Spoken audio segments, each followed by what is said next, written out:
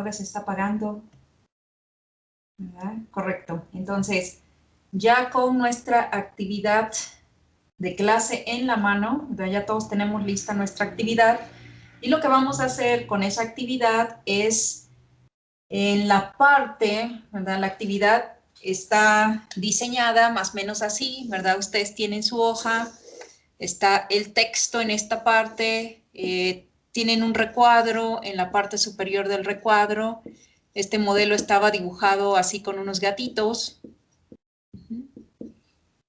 Y tiene unas líneas aquí para escribir, correcto. Entonces, lo que vamos a hacer con ese documento es que vamos a transportar el uso de leyes de Mendel a asesoría genética caso clínico, correcto. En base a esto, entonces, cada uno de nuestros casos tendrá los siguientes elementos. Vamos a enumerar este como caso número 1. Caso número 1, entonces, y todo el resto de los casos tendrá un genograma familiar en donde podremos ver 1, 2 o 3 generaciones. Nos indicarán quién es el sujeto propósitos y a partir de ahí les escribí una serie de protocolos que normalmente hacemos y nos indicarán también las variantes genéticas encontradas en esa familia. Correcto. Entonces, en este cuadrito que ustedes tienen aquí, ¿verdad? En este cuadrito que ustedes tienen aquí, traten de utilizar el espacio para, paso número 1, eliminar este texto, ¿verdad? Que dice el gato negro que es dominante y el gato gris que es recesivo. Entonces, vamos a eliminar ese texto y en su lugar vamos a dictar el caso. Y el caso, entonces, traten de ponerlo en alguno de los sitios y vamos a dibujar este genograma. Muy bien. El caso clínico, entonces, inicia, ¿verdad? Empiezan a escribir y está basado en este genograma. Pareja acude a consulta, en donde el padre se sabe patológico. Esta pareja ya ha tenido 2 hijos, un hombre y una mujer, ambos patológicos. Acuden a consulta, puesto que se encuentran en un embarazo en curso y quisieran saber si este bebé va a ser patológico. ¿Correcto? Muy bien. Dibujan su árbol genealógico y rápidamente pónganme una notita que ya vamos listos hasta ahí. Entonces, en cuanto hayan dibujado su árbol, acuérdense que el caso es exactamente la descripción del árbol. Dibujen su árbol y obsérvenlo. Pareja acude a consulta.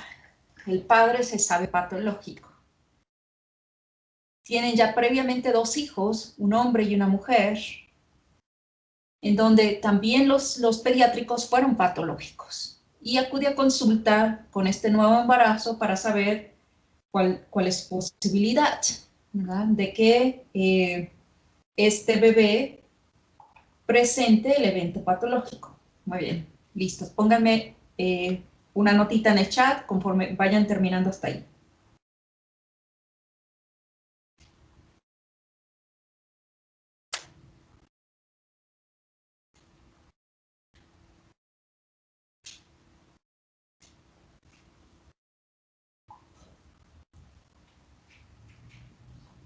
Perfecto, muy bien. Entonces ya está Iván. Resto de la clase, confirme, por favor. Resto de la clase, confirme. Muy bien. Perfecto. Ahora, a partir de que nosotros recibimos a una pareja en consulta, veo a alguien escribiendo, entonces voy a ver si tienen alguna pregunta. Muy bien, veo a Sebastián y Alan escribiendo. A ver si tienen alguna pregunta.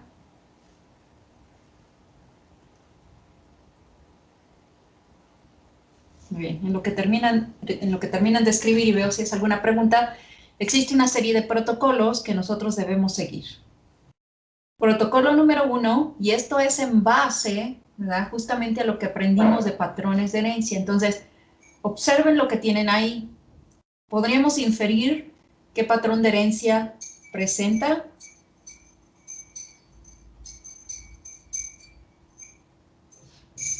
Podemos inferir, ¿alguien me quiere decir cuál sería el patrón de herencia que ese genograma sugiere.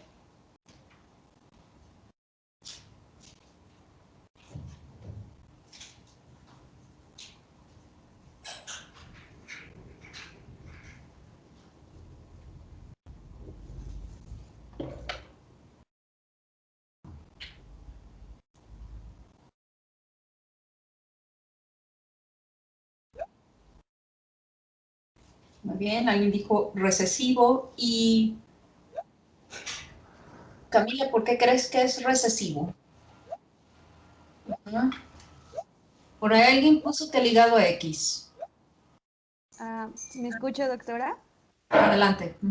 Bueno, según yo sería recesivo porque... no, perdón, era dominante, olvídelo, ya lo vi bien. Correcto, muy bien. Entonces, tenemos que ir contestando las preguntas que ya practicamos.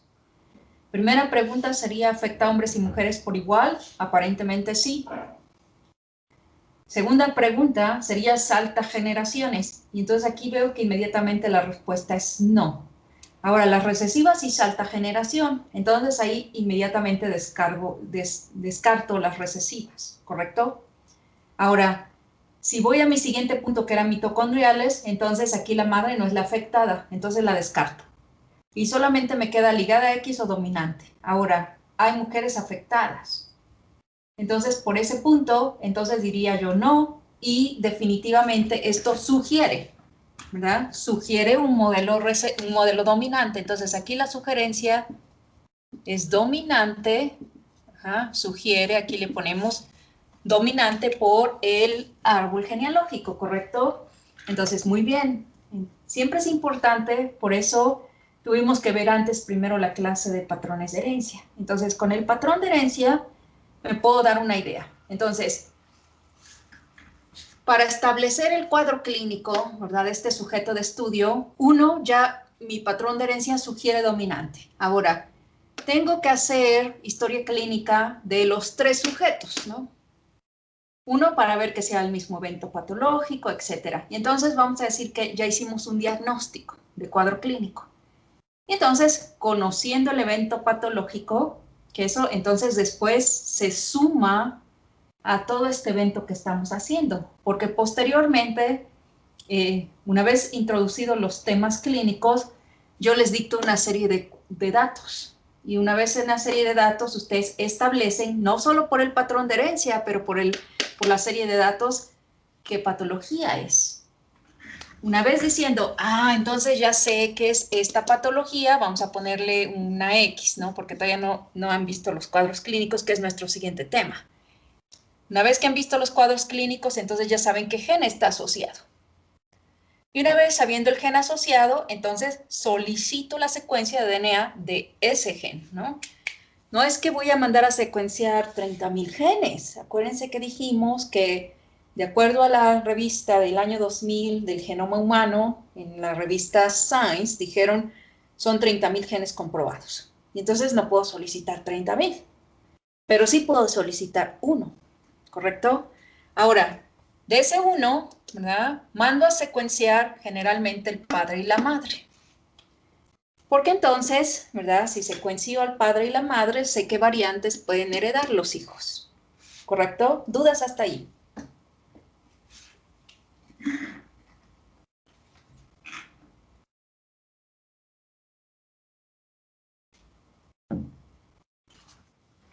Perfecto.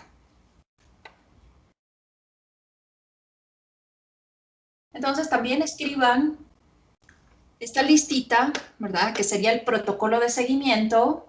Una vez que ya realicé el genograma familiar de mi caso clínico, sé que voy a hacer historia clínica para diagnosticar qué patología es. Inmediatamente esto me da la idea de qué gen está afectado y entonces voy a solicitar secuencia de ese gen. Muy bien, ahora, para este caso clínico tenemos estas 2 respuestas. Me mandan un reporte. Observo. Para el individuo, y vamos a ponerle aquí 2 puntos para que se vea que esto es una respuesta de lo que me mandaron. Para el individuo G11, que entonces lo veo y es ese padre. Me dicen, tiene en la cadena del DNA de ese gen que me mandaste a secuenciar, cadena de DNA, tirosina 45. Y cuando me ponen así, slash, este slash lo voy a borrar y lo voy a cambiar de color, significa, este es el alelo 1 y este es el alelo número 2. Muy bien, ahora recordemos que cuando digo alelo, entonces voy a utilizar este espacio para hacer una pequeña recapitulación. Debo recordar, ¿verdad?, que cada par de cromosomas, ¿verdad?, cada par de cromosomas, vamos a decir que aquí estamos viendo cromosoma número 19, este fuera el cromosoma número 19, sé que este gen asociado está localizado en brazo largo, ¿verdad? Región 2, banda 1, subbanda 1. O sea que ahí está. Y ese es el que mandé a secuenciar. Ahora, quiero saber qué alelos, ¿verdad? Qué variantes alélicas o qué polimorfismos, ¿verdad? O lo podemos referir como mutantes. Acuérdense, 3 palabras que significan lo mismo. Mutante, variante alélica, polimorfismo. ¿Qué variante alélica tiene este sujeto de estudio? Y me lo regresan diciendo en el alelo número 1 que pudiera haber sido este, ¿verdad? Y este fuera el 2. En el alelo 1 tiene timina, ¿verdad? En la cadena del DNA, timina 45. Y en su otro alelo también tiene la misma variante, cadena del DNA, timina 45. Mientras que la esposa, ¿verdad? Que es G1, ya me salté de generación, ¿verdad? G12, entonces esta es G12, este es G11, G12. Presenta en la cadena del DNA tirosina 45 que ha cambiado por guanina. Entonces, y en su otro alelo, ¿verdad? Su alelo número 2 también tiene cadena del DNA tirosina 45 que ha cambiado por guanina. Muy bien. Punto importante. Entonces, ya estamos en la situación en la que yo les podría preguntar cuál es la clasificación de esa variante slash mutante slash polimorfismo, ¿verdad? Del individuo G12. Muy bien, ¿qué me contestan en el chat?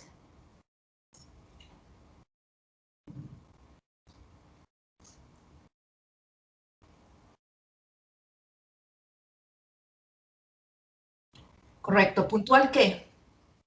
Ajá. Acuérdense que si me ponen en el examen puntual, eso está mal, porque puntual ¿cuál? ¿Transición o transversión?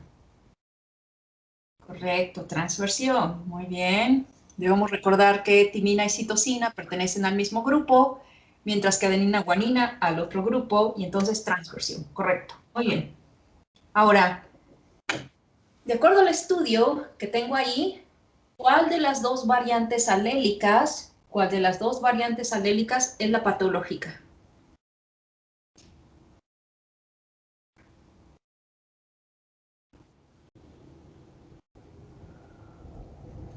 Pero si ambas fueran aramis, entonces la mujer también estaría enferma. Ujú.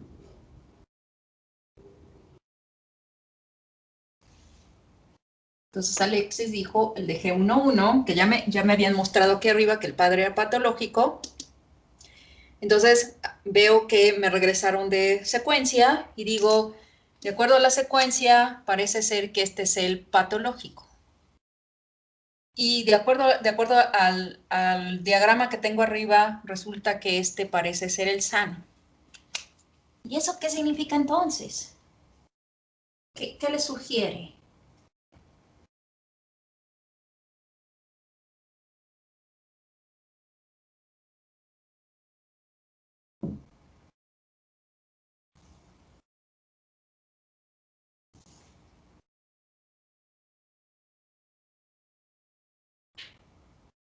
Claro, diría Aramis, paso número 1, ¿verdad? Antes de decir o Alexis, perdón, uno de los dos había dicho, ambas no pueden ser porque si no la madre estaría patológica. Y entonces certifico, ¿verdad?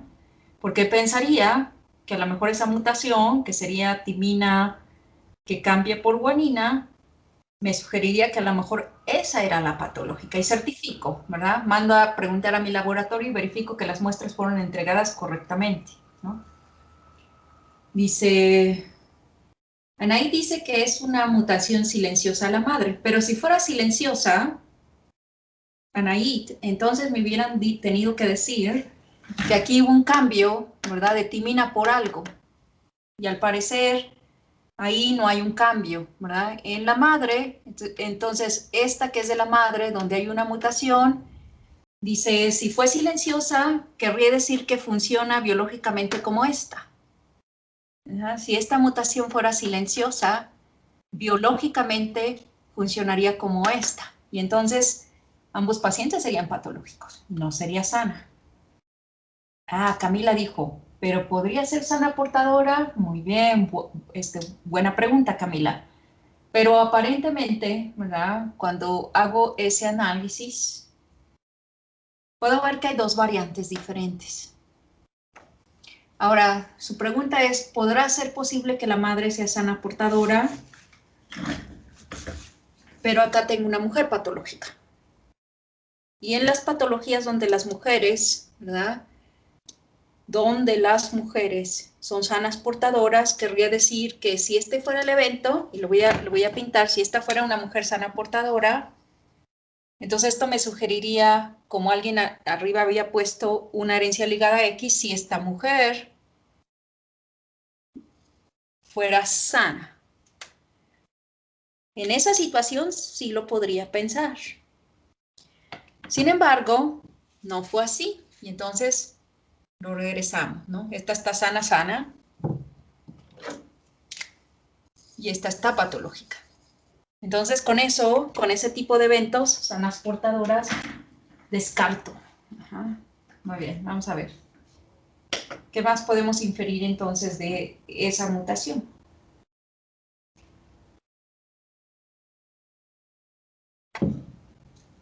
O más bien de esa no mutación.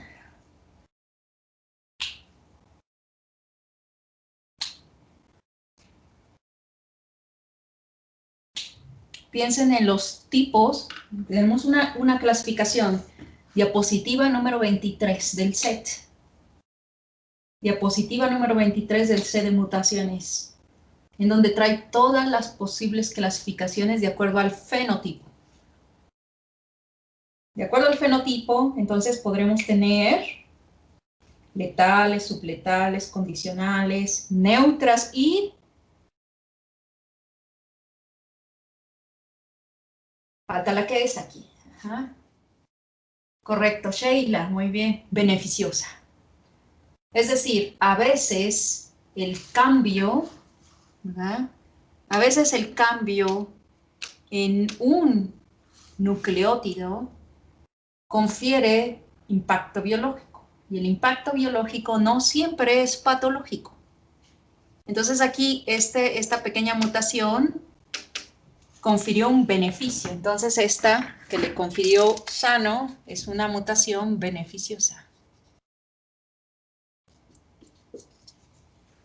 Ajá, y entonces ahí le vamos a dejar la palabra beneficio. Ahora, ¿por qué lo puse así? Ajá, mucho ojo. Porque no quiero que siempre piensen mutación igual a evento patológico. Porque hay mutaciones beneficiosas en donde es esta, ¿verdad? Como aquí podemos ver, esta timina particular en esa posición, la que causa un evento patológico. Y algunos cambios de estas confieren un beneficio. Entonces, por ese motivo lo hice. ¿Ja? Para tratar de ahondar un poquito en el conocimiento de los diferentes tipos de mutaciones, para que no se casen siempre con la idea de mutación igual evento patológico. ¿Ja? Aunque el 90% de las mutaciones se confieren un cambio que puede ser neutro o patológico y que pocas lo convierten en beneficioso, entonces aquí les quise poner un ejemplo. ¿Correcto? Vamos a ver si hasta aquí entonces quedó alguna duda. Vamos a iniciar a resolver, ¿verdad?, la pregunta de esta familia. Ya tengo todos los datos que necesitaba para iniciar, ¿verdad?, mi asesoría. Muy bien, hasta ahí. ¿A alguien todavía le quedó alguna duda? Si no hay dudas, entonces pónganme que no hay dudas.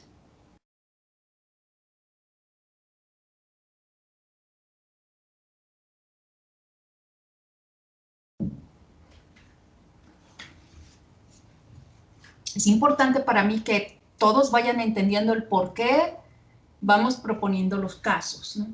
Acuérdense, aquí estamos hablando de casos hipotéticos con el objetivo de retar lo que ustedes ya aprendieron en los módulos anteriores. Poco a poquito le vamos aumentando la intensidad de dificultad, ¿se dan cuenta? Porque aquí estamos en conjunto revisando el conocimiento que tienen de patrones de herencia, parte de su práctica clínica, establecer cuál es el diagnóstico y posteriormente, finalmente, utilizar todos los conocimientos de mutaciones. Muy bien, entonces vamos a tratar de explicar a Denise, ¿no? Vamos a decir que existen diferentes variantes de un gen. Entonces puede existir para este mismo gen causar o no de una patología y vamos a poner 10 variantes. De las 10 variantes puede ser que algunas sean, no sé, puntual transición, puntual transversión y esto me dé como resultado patológico. Algunas me darán como resultado sano, neutro, beneficio. Vamos a poner patológica. Es decir, de la variante de un gen, ¿cómo sé cuántas variantes tiene un gen? Por eso existen las bases de datos. En las bases de datos, entonces, como práctica para que ustedes vayan viendo cuántas existen, ¿verdad? Y no le crean toda la doctora, vean medicina basada en evidencias, voy a poner un pequeño trabajo para cada equipo. Y le voy a dar un gen. Y le voy a pedir que me diga cuántas variantes existen de este gen, para que ustedes las vean. Ahora, cuando ustedes encuentran sus variantes, encontrarán, ¿verdad? Tendrían que entrar a revisar cada variante para que me pudieran decir sano, esta es patológica, esta es patológica, esta es sana, esta fue neutra, esta fue beneficio y esta fue patológica. Pero no lo voy a poner tan difícil, ¿correcto? Pero sí al menos les voy a decir un gen para que ustedes entren y busquen cuántas variantes existen de ese gen. En humanos, no en ratas, no en perros, porque en las bases de datos tienen las de todos mismo gen. Ratas, perros, flores, hongos, etcétera. Y ustedes tienen que eliminar todas aquellas que no son de humanos. Y entonces vamos a decir que entre todas estas variantes, cuando yo analizo la que tienen mis pacientes de acuerdo al gen que yo quiero estudiar, entonces vamos a decir que esta fue una de las variantes patológicas. Vamos a decir que esta hubiera sido esta variante. Y esta que yo encontré aquí, esta mutación me confirió un beneficio. El beneficio adquirido aquí es que pasó de ser una variante patológica a una variante sana. Ejemplo, ¿no? Aquí estamos hablando de una situación hipotética para que ustedes piensen. Ya dije que no todas las mutaciones igual a patología. Hay varias versiones. ¿Correcto? Entonces, ¿nos quedó claro, Denise?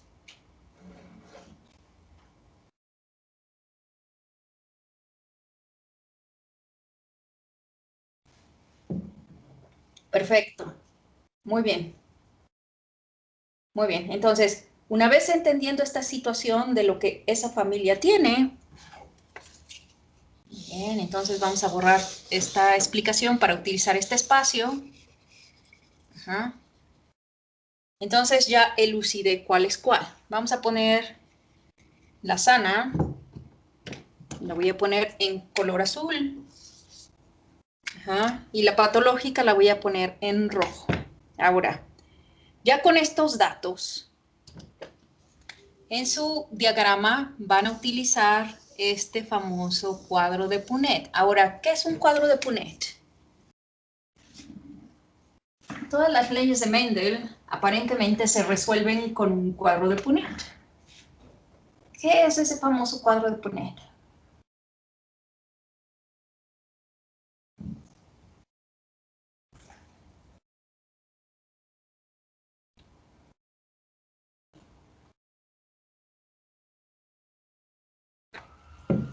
Muy bien, un cuadro que me sirve para hacer combinaciones. Es un cuadro comparativo. Me presenta las posibilidades de las variantes. Muy bien. Correcto. Entonces, si tienen idea de lo que es el cuadro de Punnett entonces representa el fin de la meiosis. Representa el fin de la meiosis. Es decir, las leyes de Mendel, como parte final, entonces dijimos que solo aplican en aquellos organismos que hacen reducción meiótica. En aquellos organismos que hacen reducción meiótica. ¿Qué significaría entonces que una célula, ¿verdad? Un espermatocito que tenía originalmente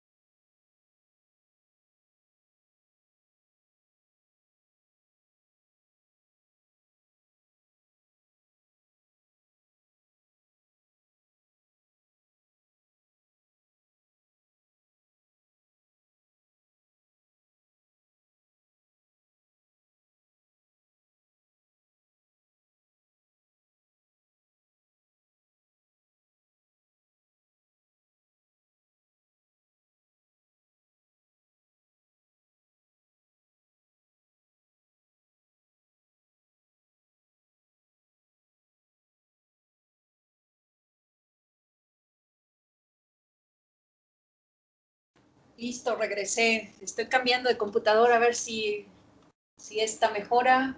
Y déjenme ver.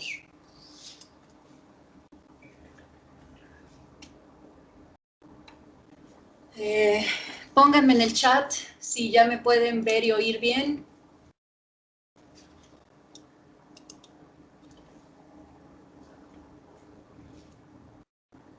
Correcto, ya veo que están escribiendo en el chat. Déjenme darle un clic aquí, que no veo lo de abajo. Perfecto. Muy bien. Vamos a ver si esta funciona. Perdón, ya mi computadora está viejita. Creo que se está queriendo autojubilar. Muy bien, entonces... muy bien, estaba hablando de meiosis, ¿verdad? Correcto. Vamos a ver. Entonces, meiosis, cuando estamos hablando de las posibilidades del cuadro de Punnett, recordemos que meiosis inicia con una célula, ejemplo, vamos a hablar de espermatogénesis, una sola espermatogonia que inicia proceso de síntesis, ¿verdad? Debemos recordar que el primer paso es síntesis, hará su respectivo crossing over, etcétera. Se divide la célula, primera división, y a partir de ahí se separan los gametos, ¿verdad? Aquí solamente estamos representando uno de 30.000 genes, ¿no? Y al final, segunda división meiótica, y entonces cada uno de los productos, que en este caso, pues, el producto serían los espermas, cada uno de los espermas, entonces, carga finalmente una, ¿verdad? Una de esas variantes que el padre tiene. Ahora, para este caso, y aquí estamos hablando de primera ley de Mendel. Primera ley de Mendel nos habla de que los individuos son homocigotos o también denominados razas puras. Quiere decir que tiene exactamente la misma variante en los dos alelos. No importa cuál, ¿verdad? De estos espermas fecundara, entonces la respuesta a esto sería lo mismo. Ahora, vamos a poner el caso de una ovogénesis, ¿no? Vamos a tener aquí, tenemos nuestra ovogonia, tenemos nuestros dos, ¿verdad?, alelos del mismo. Ahora, recordemos que en este caso, durante la primera división meiótica, solamente una, ¿verdad? Claro, síntesis, me faltó síntesis, crossing over, se separan en dos, ¿verdad? Pero una de ellas, ¿verdad? Esta, en la primera separación, se convierte en el cuerpo polar.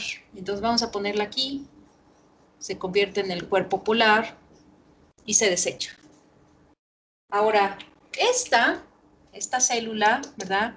Se empieza a preparar para la siguiente división. ¿Y cómo se empieza a preparar? Empieza con los pasos en los cuales queda detenido en metafase. Y entonces vamos a poner cromosomas aquí en metafase.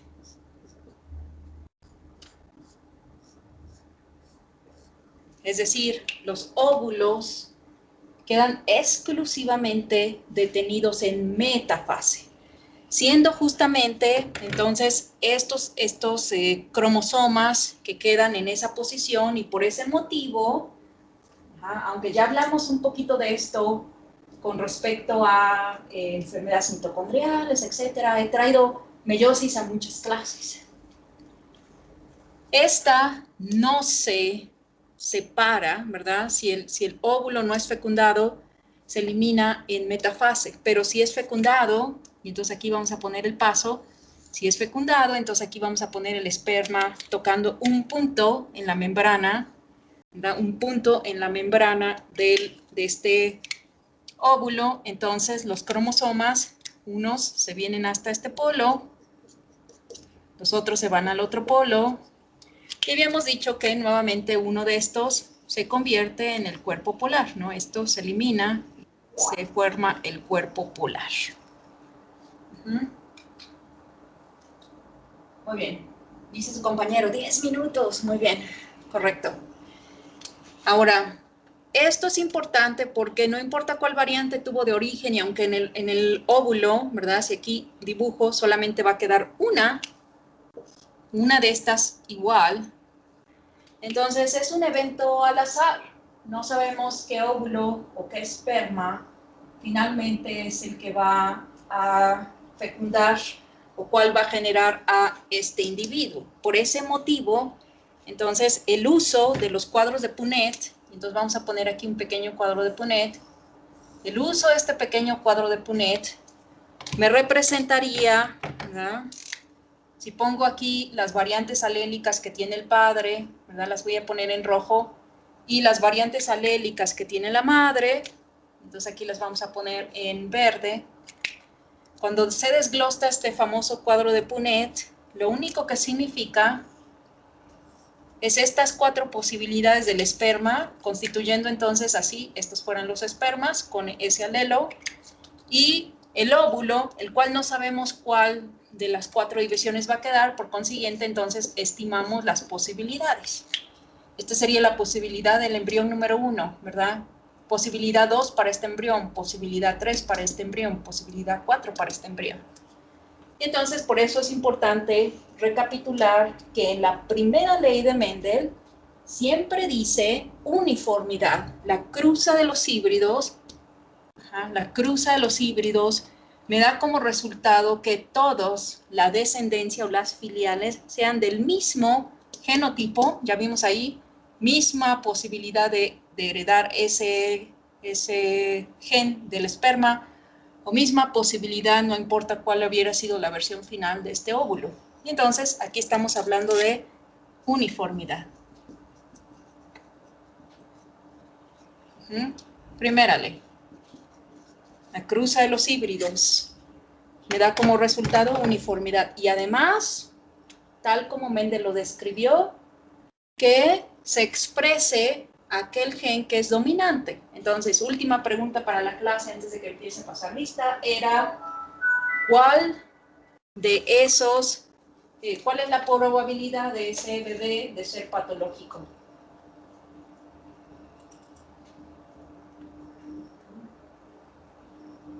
¿Cuál es la probabilidad?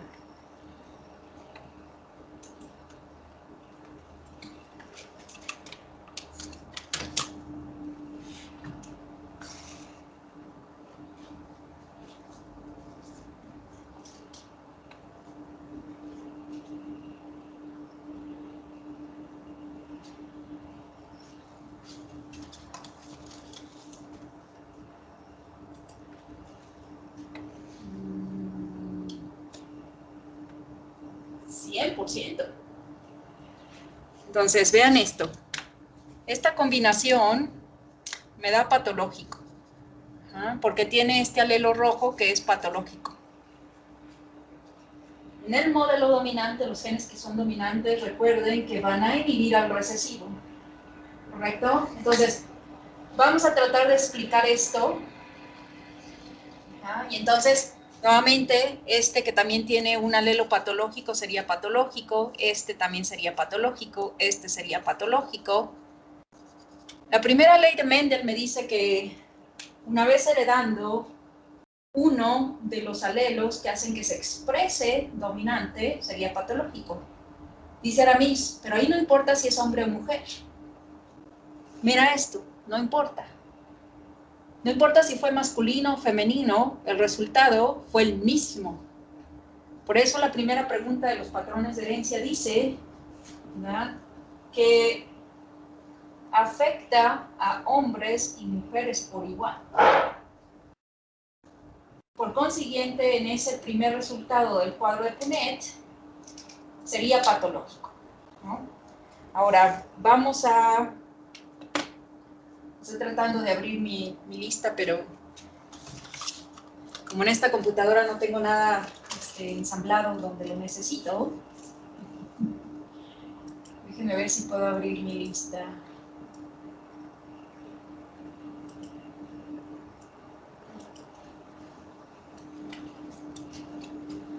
Muy bien, ¿les parece si hoy no paso lista? Porque de aquí que pueda yo poner en esta computadora mis cosas, no sé cuánto tiempo me tarde.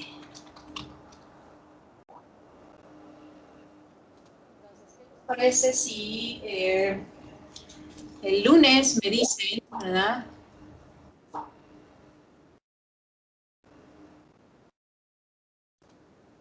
lunes me dicen si participaron y ya me dicen los que estuvieron, ¿no?